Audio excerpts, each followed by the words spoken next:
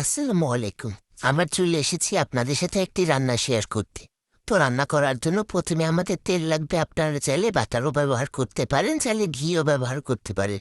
যেহেতু আমি গরিব, তাই আমার কাছে রান্নার তেল ছিল, আমি তেলটাকে ঘুরিয়ে ঘুরিয়ে দিয়ে দিচ্ছি। আপনারা আমার মতো ঘুরিয়ে ঘুরিয়ে দেবেন, তাহলে খেতে ভালো লাগবে।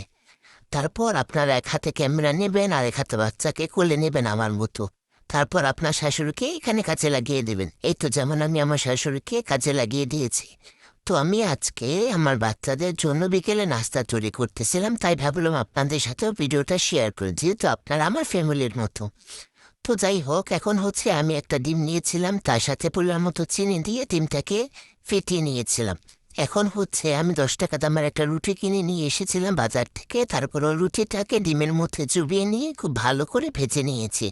এই তো আমার 5 মিনিটের মধ্যে বাচ্চাদের খাবার শেষ হয়ে গিয়েছে। আপনাদের বাচ্চাদেরকে আপনারা এভাবে এরকম ডিমের সাথে রুটি মিক্স করে খাওয়াতে পারেন। এটাকে কি বলে আমি জানি না, আপনারা কমেন্ট বক্সে বলে যাবেন এটার নাম কি হবে।